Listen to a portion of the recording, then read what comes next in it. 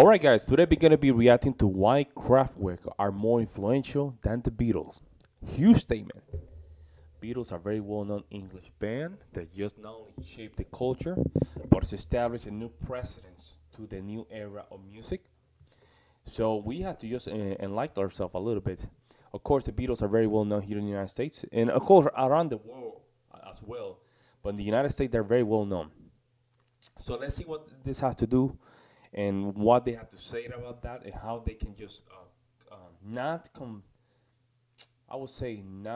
confirm the statement itself, but what they bring to the table. Make sure you like to subscribe also for the Discord. Links in the description for more recommendation. Okay, let's just jump in. The Kraftwerk. It's a musical earthquake. German band Kraftwerk have been hailed the electronic Beatles. International press articles suggest that Kraftwerk may be more influential than the Beatles. This film is about Kraftwerk's mission to drag music and culture into the modern era. Join us as we go back to the future to explore the roots of the band in the German city of Dusseldorf. To me, the only question is when, where, and why. That's a good question. That's a good start.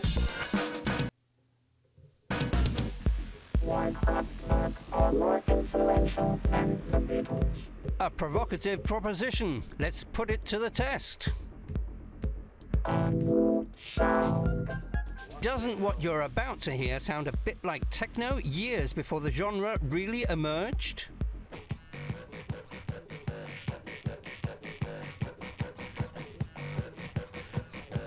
The audience didn't know how to react to the new sound. Some were enthusiastic. Others clearly bemused.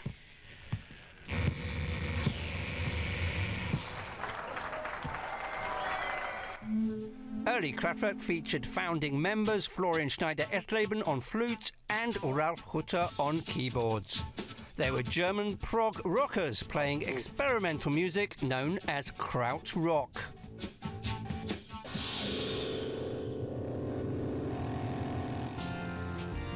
In 1974, they unveiled a new, almost completely electronic sound. Autobahn was a hit around the world. Man, you know what's crazy? The thing that you could have just become famous back in the day, how hard it was. It just give you a different perspective and a different appreciation of success.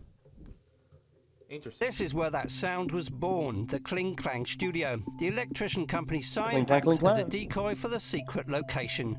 According to legend, the only phone was to communicate with the front gate. This was the Kraftwerk laboratory, one of the most revered spaces in music history. Okay. We met up with Rudi Esch, author of Electricity, the Dusseldorf School of Electronic Music.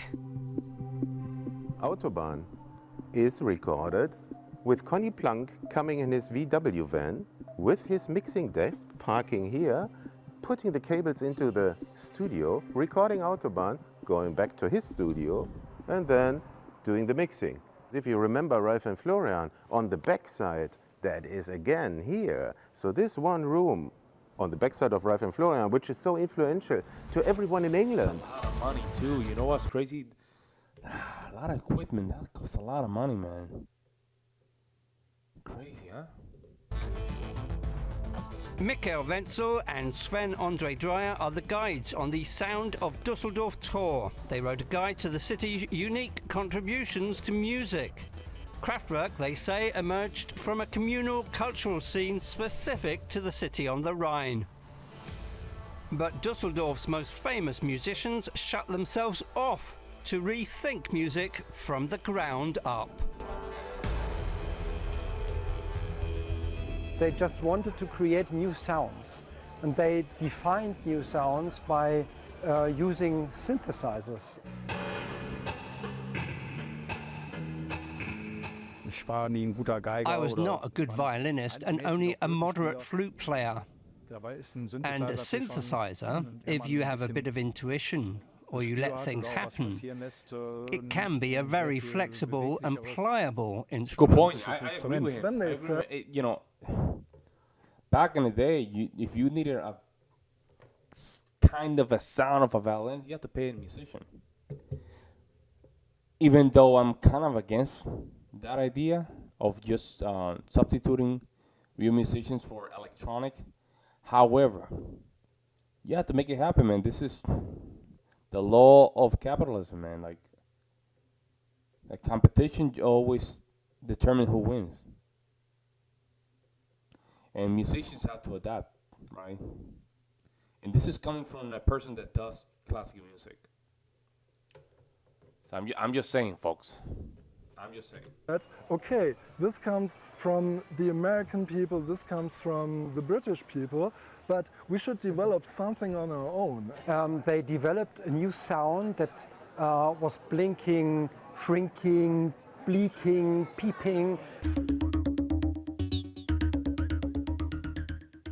They are not influenced by anyone. They don't pick up any music they like and make a mishmash or anything. No, it's like, I mean, they are sitting there like Thomas Mann. They only have pages and a pen, okay? But they have the imagination.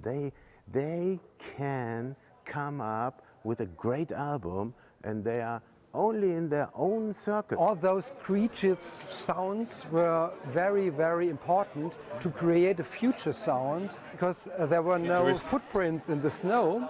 It's like a futuristic sound. So they're saying that.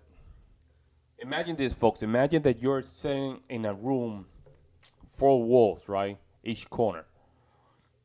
No influence from the outside, but they tell you, you know what, Johnny? Johnny, here's the piano. Here's a couple electronic devices where you can record some of these sounds and just make something happen, but make sure it sounds futuristic. Now, what does it sound futuristic? We won't know. This is in 1960s or 1970s. I don't know. We kind of have an idea, maybe sounding a little bit metallic can make it, right? So this is what they're saying, right? From that perspective. And they were the first musicians using those instruments. And the Fab Four? The Beatles didn't really create a new sound on their own. They were part of a movement of beat groups playing blues-based rock that built on the work of black US artists. This round has to go to Kraftwerk.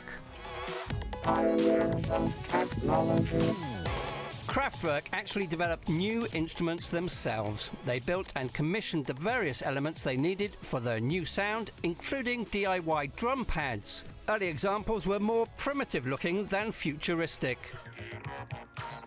Robot vocals became their trademark sound.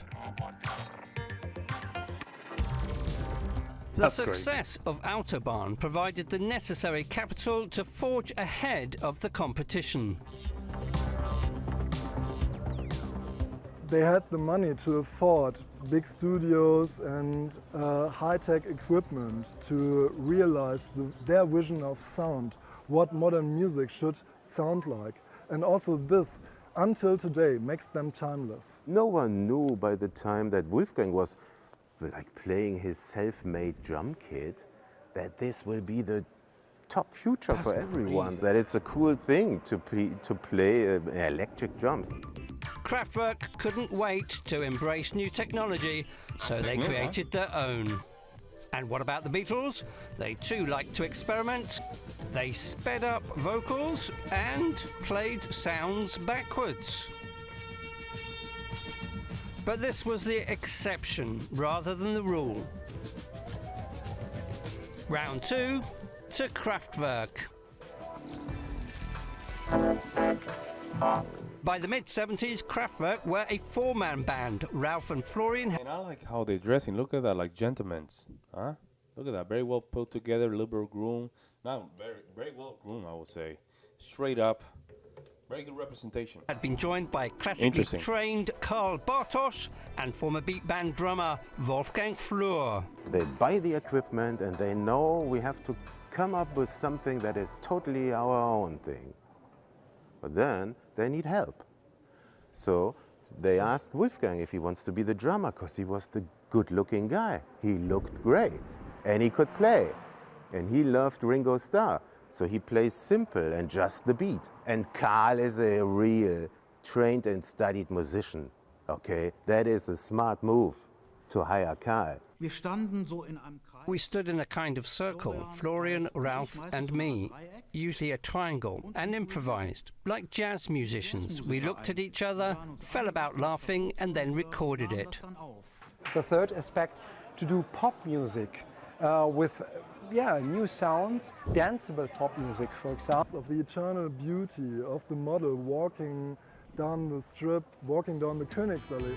Autobahn and the model were big hits. They proved that Kraftwerk's electronic folk music had mass appeal and ensured that their future sounds went around the world. Let's get back. You know what's great? It sounds like in the Sega Genesis that you were playing Sonic the Hedgehog 3. It sounds like that kind of sound, like a 16 beats kind of sound, right? If you play Sega's Genesis, you know that Sega has a very interesting sound to the 16 beats. It's like a very whine kind of sound to it. I don't know, but this reminds me of that. To the Beatles, pioneers of perfect pop with multiple iconic hits. Before the Beatles, artists recorded songs written by professional songwriters. The Beatles wrote their own material and inspired thousands of young people to form bands, including, by the way, both Karl and Wolfgang from Kraftwerk. Round 3, to the Beatles.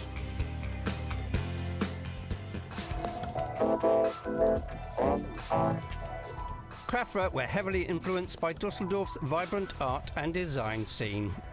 Emil Schult is often referred to as the 5th Kraftwerk member.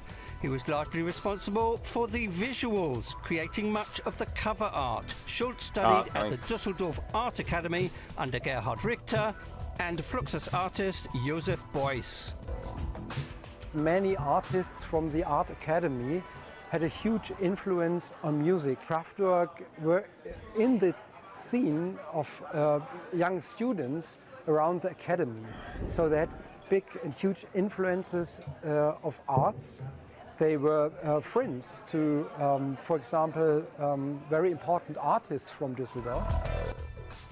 We come from the late 60s art scene in Dusseldorf and have always been a combination of visual arts, music, sound, poetry.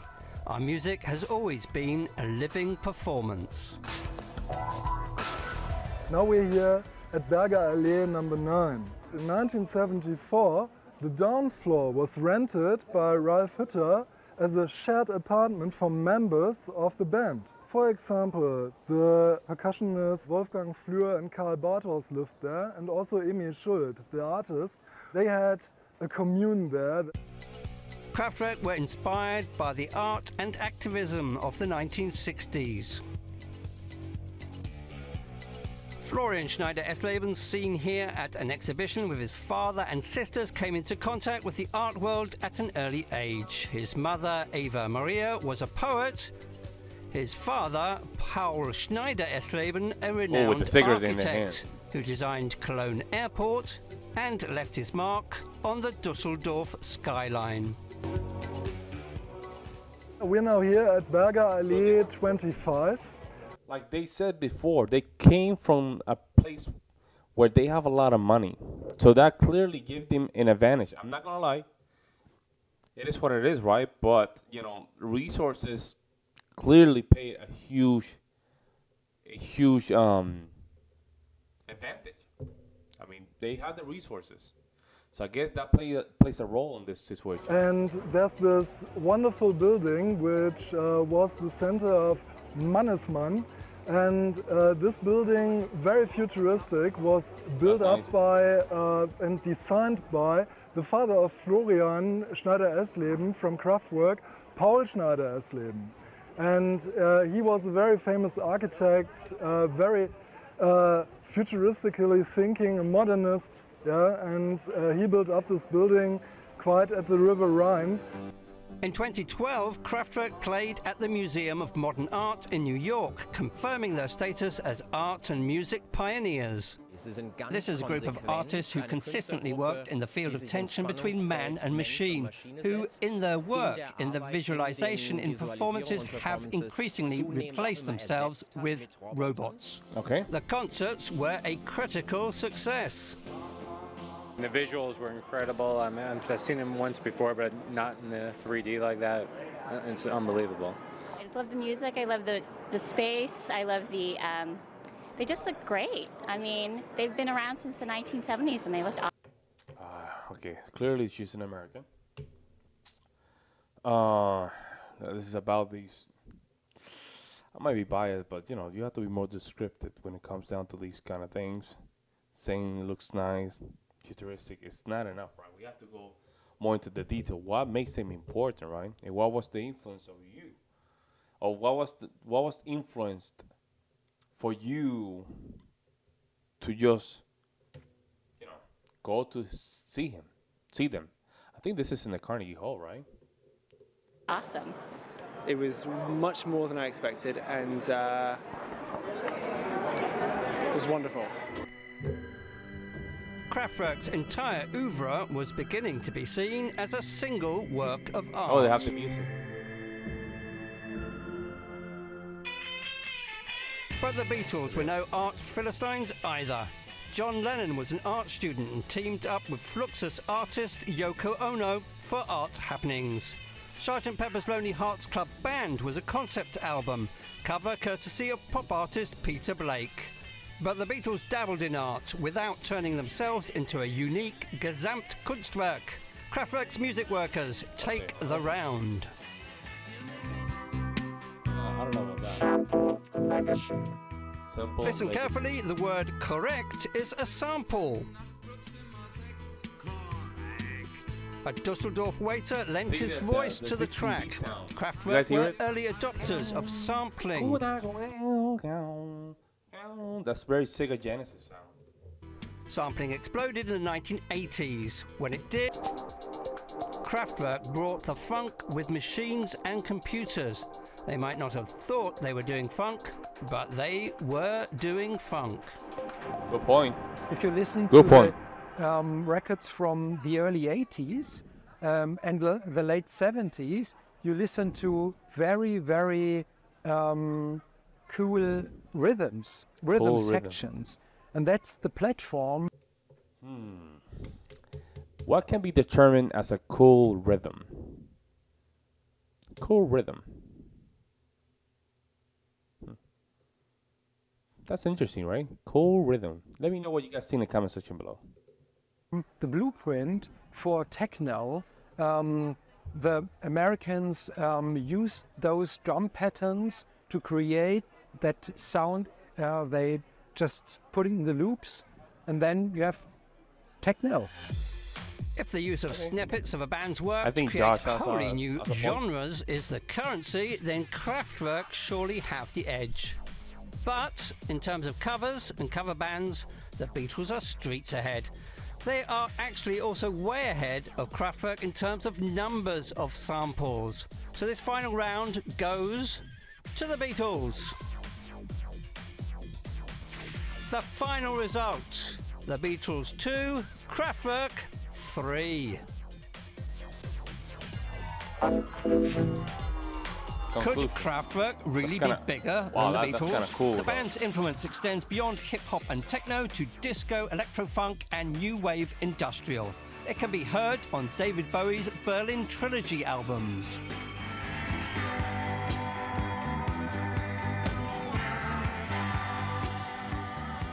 What I was passionate about in relation to Kraftwerk was their singular determination to stand apart from stereotypical American chord sequences and their wholehearted Not easy, embrace yeah. of a European. Think about it. That was the peak of American culture, right? To the outward when it comes down to cultural aspects, and just detaching yourself from that, it's not easy. It's a very difficult task. Which we can talk about that when Debussy was trying to just do a little bit of nationalistic music with impressionism, and some of the French composers, which was not very easy to do, since the German rough big sound was very well known back in the late 19th century to the beginning of the 20th century. Very hard. So I'm assuming this is something similar to it. Not an easy thing to do. Sensibility. Giorgio Moroder was clearly inspired by Kraftwerk.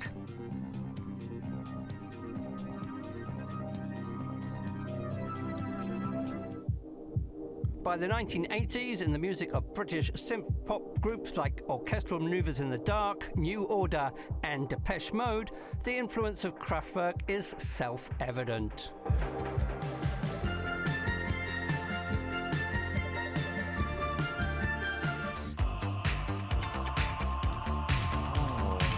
So clearly Kraftwerk was very influential with the... Hold up, I think I got somewhere. So basically the sound from the 80s is basically Kraftwerk. Kraftwerk.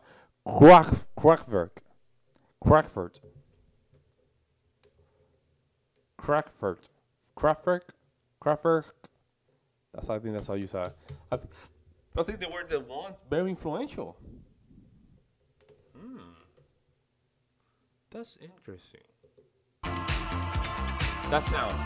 That particular sound. Coldplay used the melody from Computer Alarm. One day it clicked, and it was the best music I'd ever heard. Let's leave the last word. Like synthesizers, and all the pop stars today use synthesizers to compose their music. Could be that Kraftwerk is more influential than the Beatles. I think both More are influential, pop. maybe. And even Kraftwerk. Maybe they have a point, though. Maybe they do have a point. I mean, when you do this kind of... more influential than the Beatles. If you hear the music from the 80s, it doesn't sound like the Beatles. It sounds more like this. Like the Kraftwerk. They might have a point, though. And you couldn't say that one band of them is more influential than the other.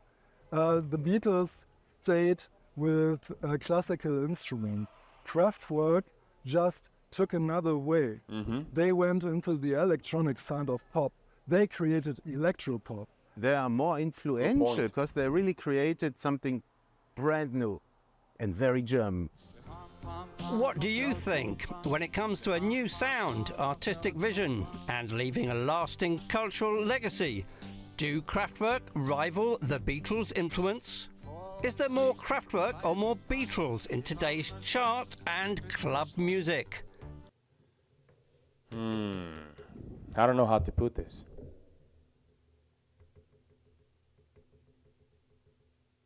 They do have a point. It was very influential because in the music from the 80s, when there's a lot of electronic influence, if that's the case, it's just come from this. It doesn't come from the Beatles. They might have a point. They might have a point. I didn't know this. Well, let me know what you guys think. Do you guys agree with the statement of the video suggesting that Kraftwerk was more influential than the Beatles, or maybe they have a little bit of bias? I don't know. Let me know in the comment section what you guys think. I will see you in the next one.